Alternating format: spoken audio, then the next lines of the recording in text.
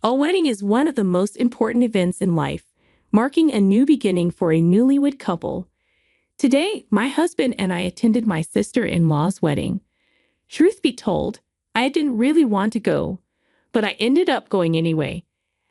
As the reception progressed and dishes were served one after another, I was somehow presented with a kid's meal while everyone else enjoyed upscale French cuisine. I was asking the staff about this mix-up when my mother-in-law approached me with a sly smile. "Are you enjoying the wedding?"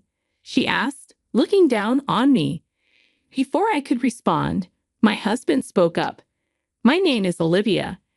I just turned 32, and I run my own original apparel company.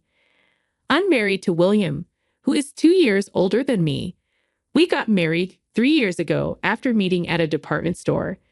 Most of my company's products are sold in apparel shops and department stores, and my husband worked as a security guard at one of those stores. Among the generally older security guards, he stood out to me because he was younger. I was 27 at the time, and he was 29. He was muscular but still looked slender. I learned after we got married that he used to be a firefighter but retired early due to a lung injury sustained in a fire. We met every time I went to pitch my products at the employee entrance, and he eventually asked me out to dinner. I was single then, and one thing led to another, leading to our relationship and eventual marriage 2 years later. Life with my husband is joyful. We hardly ever argue. However, the challenge is that we're both busy with work and have little time together. But I have no complaints, except for one issue with his family. He has an older sister, Sarah, who's 35. Sarah has been quite troublesome. It all started on a day when my husband and I both managed to get the same day off using our paid time off. "Why don't we go shopping since we finally have a day off together?" Sounds great.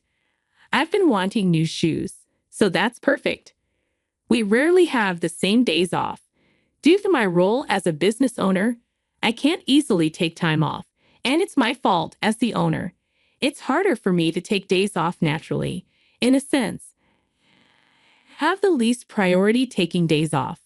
Plus, my daily tasks often keep me busy until the morning, so I usually miss my husband when he leaves for work. But when we were finally set for a date, our doorbell suddenly rang at 7:00 a.m. Who could it be at this time? My husband grumbled as he went to answer the door. "Hurry up and open up." Someone was yelling. "Sis," he exclaimed, and I followed him to the door. When we opened it, there stood my sister-in-law, Sarah, with a suitcase. "Sarah, what brings you here at this hour?" We were completely baffled. With a nonchalant expression, she said, "Let me stay here for a while, okay?" "Excuse me, what do you mean, sis?" Naturally, we were perplexed. She had just shown out of the blue asking to stay, as if it was the most natural thing. So we asked, "Why? What's going on? You didn't even tell us you were coming." "Well, I'm getting married soon, and the venue is close to your home. It's a hassle to come all the way here for venue inspections and dress fittings. Then I remembered you both lived around here," she said and started to barge in. I immediately objected. "Wait, we finally have a day off together, and we were about to go out." Hearing this, Sarah's face suddenly brightened. "Oh yeah, we're going shopping," she said, getting excited. My husband and I exchanged a look. Don't tell me you're planning to come with us?" I asked hesitantly. "Why not? Is there a problem?" she retorted defiantly at her audacity. My husband and I were dumbfounded. Then she added, "I want to go look at baby stuff. I want to make sure I'm ready for the baby." She seemed all set to tag along, taking the lead while we stood frozen at the entrance. "Come on, let's get ready. We'll leave by 9:00 a.m. How are we going? By car?" My husband's face darkened at her self-centered attitude. I rarely see him look so gloomy, but it seems he's never gotten along with his sister. He mentioned they used to fight a lot as kids. Is there any way you can leave? William and I just want to enjoy our day off together," I said. Sarah glared at me and snapped, What? You want to exclude me? Wait, you're from a single mother family, right? Yes, I am. So what? I replied. Figures? I've known some people from single mother families, and they lack empathy. They always look down on others. Her words were ironic as she was looking down on me while saying that. She claimed that single mother families produce judgmental people, and wasn't she doing exactly that? Unlike me, she had both parents. Her perspective was a baseless stereotype, and it infuriated me. That's prejudice. I'm not like that. Look, even William is uncomfortable, I said, looking at my husband. He was glaring at his sister. What's up, William? You got something to say to your own sister, she taunted. Of course I do. Please just go home, my husband said firmly. Fine, but don't come crying to me later, especially you, Olivia, she said, singling me out. Thanks for the warning, I replied nonchalantly. With that, she left without another word. After successfully getting rid of her, we had breakfast and went to the nearby mall. But the unlucky start to our day seemed to continue. After shopping, we decided to rest on a bench. Then we unexpectedly ran into Sarah again. Look who it is. The same too. Guess we ended up at the same place, she said. Sis, my husband muttered. Then we heard someone calling her name. It was a familiar voice. It was my mother-in-law. Sarah, let's go see those luxury bags over there, she said. Approaching us, his mother noticed us too. William and Olivia, you too, she said. Mom, he sighed, sounding exhausted. I felt the same way. Dealing with his sister was hard enough, but his mother made it worse. Why? Because she's simply unpleasant, and she quickly showed it. Is that bag from Infinity Tread Shoes? She pointed at the shoe store bag my husband was holding. Yeah, it is, he replied. She and his sister exchanged looks and laughed. Since when do you wear such cheap shoes? Look at our matching luxury brand shoes. William, choosing the wrong partner brings misfortune, she said, their contemptuous gaze mostly directed at me. It was clear I was the main target of their disdain. You talking about me? I asked impulsively. Hannah, I wonder if we are, my sister-in-law replied, dodging the question. She hurled insults at me. Then my husband interjected. Enough, Mom. Your consistent bragging about wealth has always been embarrassing and annoying. He was angry. A side of him I had never seen. His job as a security guard lent authority to his voice, but it seemed to have no effect on these two. William, you were born into a wealthy family. Are you okay with this? Being with this uneducated, poor woman, his mother said. Education doesn't matter much these days, and Olivia is, my husband began. But despite them being his family, he prioritized defending me. That alone made me happy and strengthened my trust in him. But the two, faced with his opposition, cut him off before he could finish. That's not true. Dad got his job at a major company because of his education. He's even the vice president now and will soon be president. William, you graduated from a famous university, and yet you're with a woman like this? You've really fallen. My mother-in-law and sister-in-law treated me as an outsider, steering the conversation their way. Despite my husband's retort, they showed no remorse. To me, their nature seemed utterly rotten. How much do you earn, by the way?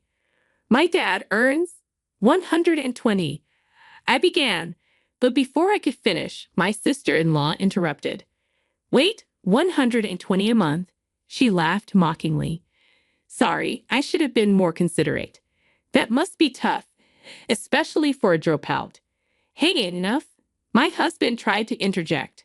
My sister-in-law placed a hand on my husband's shoulder and said, well, good luck. My husband was visibly angry, and I felt a surge of hatred inside me. However, these two seemed oblivious to our feelings, continuing their conversation at their own pace. Oh, you both better attend the wedding? Mom's preparing a grand event. Yes, We're sparing no expense for our darling daughter's wedding. You are coming, right, Olivia? The pressure from my mother-in-law made it feel like I couldn't say no.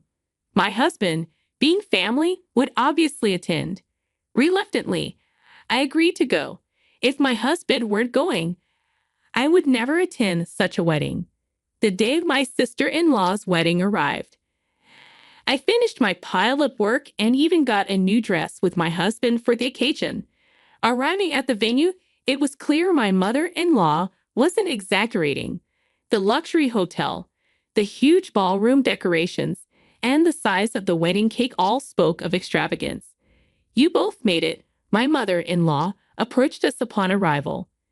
Not that I wanted to make it, my husband muttered, his true feelings showing in an uncharacteristic weary expression.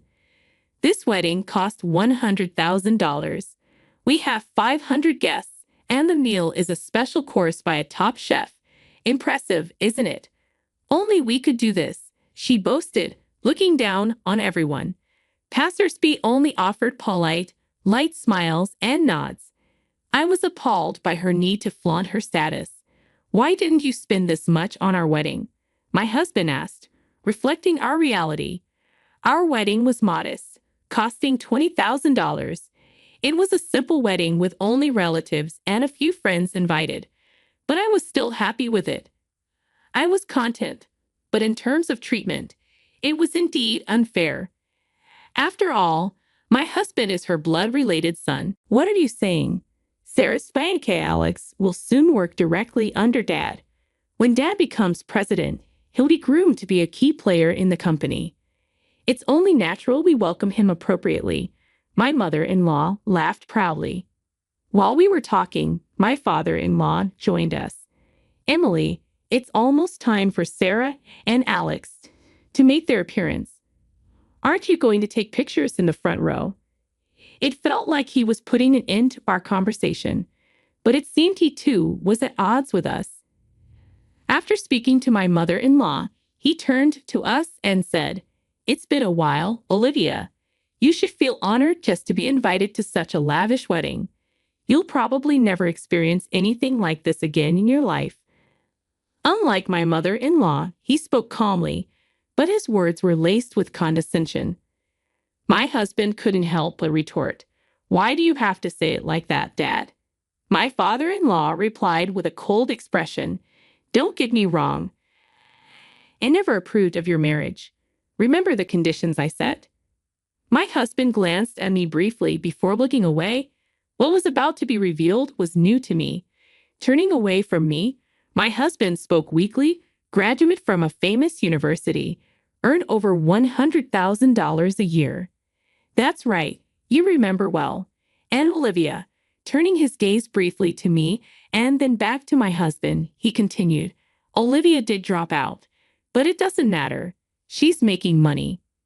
Before my husband could finish, my mother-in-law interrupted, shouting, "Daniel, look! Sarah has finished changing into her second dress." She shouted loudly, drawing attention. If it weren't her daughter's wedding, such behavior would surely have warranted complaints for being disruptive. Others glanced at her, forcing smiles. Called by my mother-in-law, my father-in-law said, "We'll talk about this later," and left the scene. My husband murmured, "Olivia is much more amazing than you think, Dad," as he watched his father leave. I felt comforted knowing he thought so highly of me. No matter what, he was on my side. That truth alone lifted my spirits more than anything. When the bride and groom appeared, the hall erupted in applause. The feast began with my sister-in-law's announcement. "We have a special course prepared by a top chef today. Please enjoy it." After her words, the wait staff began serving the food. However, my mother-in-law and a server were arguing close by. "Are you sure about this?" "Yes, just do it." "I understand," the server replied, looking uncomfortable. I soon realized this was the preparation for a prank on me.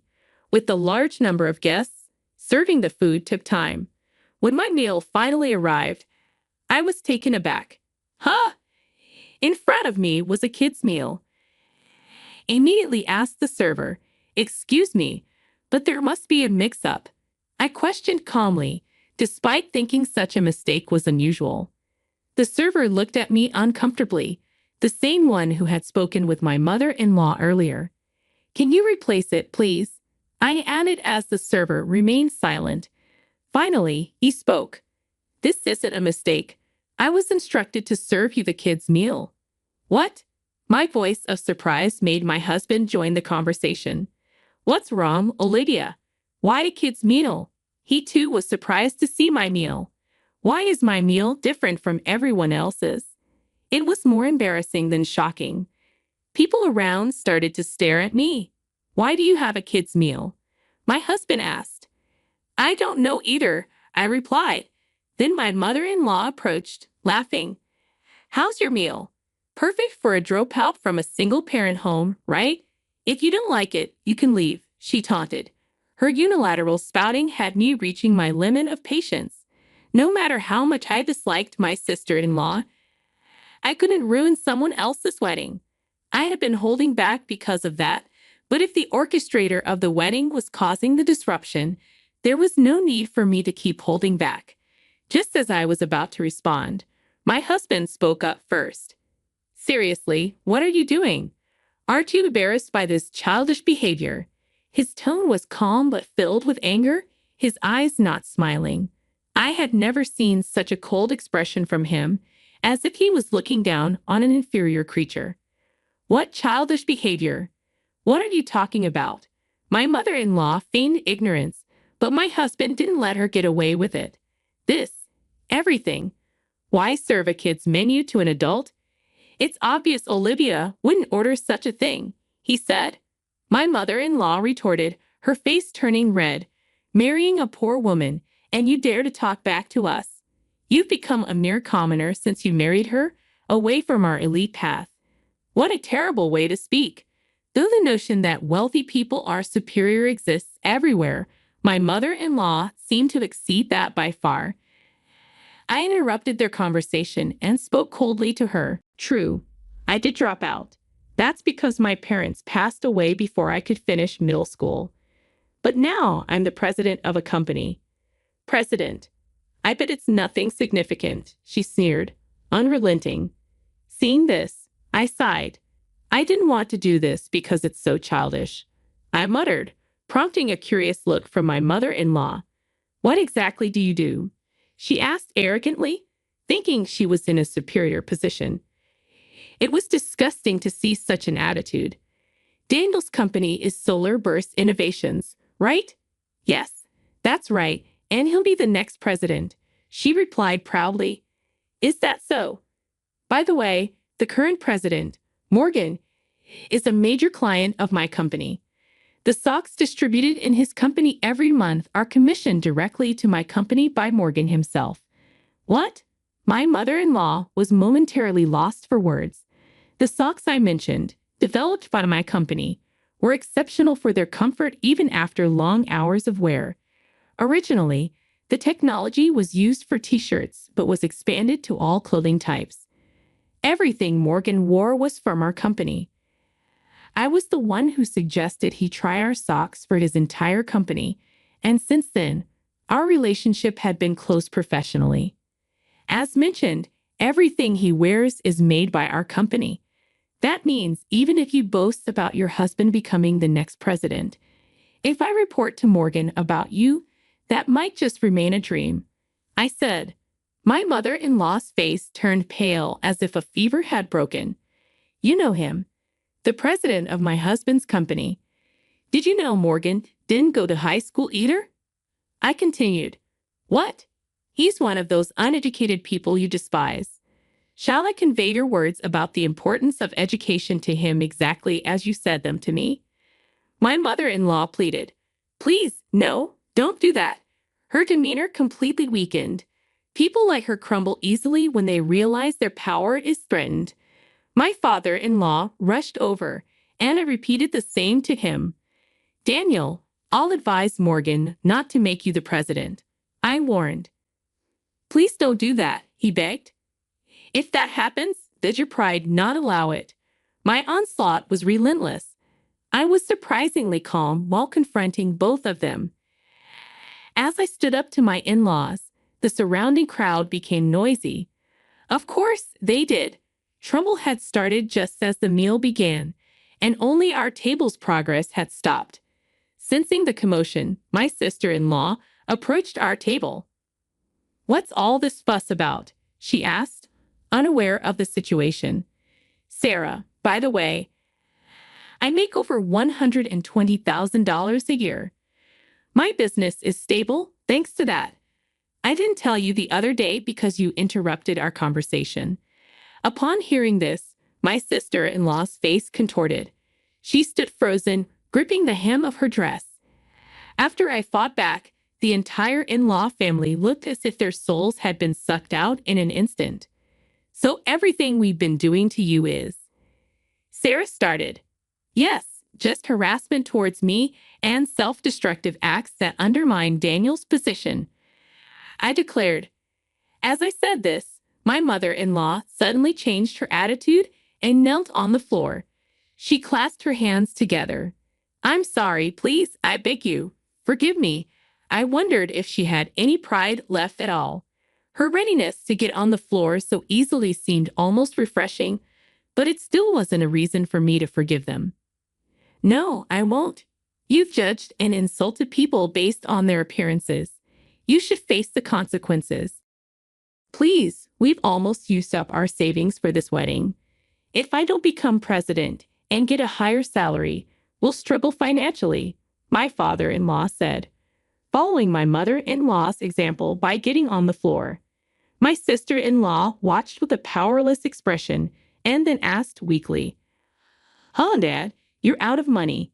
"Yes, and used all I had for this wedding as a gift to you too," he replied. "What about our honeymoon funds? Alex's promotion?" Her voice trembled. She was only lamenting her worsened position, disliking being brought down from her pedestal. It was all about her own convenience. She wasn't trying to solve anything by herself, always depending on others. "Wait, you boasted about being wealthy and were planning to go on your honeymoon using your parents' money. How shameful," I said. "What did you say?" my sister-in-law retorted, but she had nothing more to say. To all three of them, I declared, "Real wealthy people and celebrities don't brag about themselves. In other words, you're all just fakes. Know your place." My harsh words completely disheartened them, and my husband murmured his admiration. After that, the wedding was no longer feasible, and we suddenly had free time. We left the pitiful wedding venue of my sister-in-law. Later, I explained everything to Morgan. "Got it. So it wouldn't be fun for you if Daniel became president, right?" "To be frank, yes. Don't worry, I won't forgive Daniel for insulting you, nor will I make him president. Maybe I should transfer him to an overseas branch." Morgan laughed as he said this. A week later, my father-in-law rushed to us. "Please convince Morgan to cancel the overseas transfer." His face was filled with desperation. Apparently, Morgan was seriously working to transfer my father-in-law to another branch. When I heard it was Brazil, a half-day flight away, I almost burst into laughter. In the end, Morgan didn't cancel the request, and my father-in-law, unable to go to Brazil, seemed to have resigned from the company. Additionally, there was a big commotion involving my sister-in-law's fiancé due to recent events. First, the wedding turned into a complete mess. Then the promised position at my father-in-law's company fell through when he resigned. My sister-in-law's fiancé originally worked in Italy. He moved to America for the wedding only to be caught up in this absurd drama.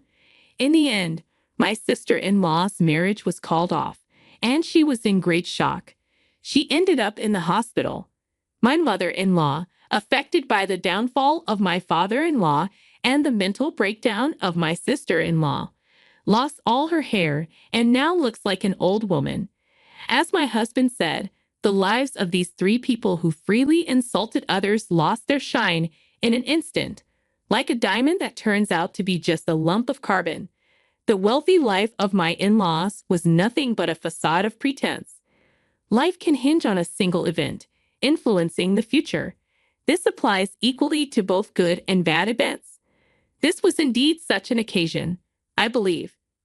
As for me, I'm using my savings to prepare for building my dream home with my husband. While my in-laws' lives were becoming more difficult, my business was generating more and more profits. Moreover, perhaps due to things settling down, I'd become pregnant.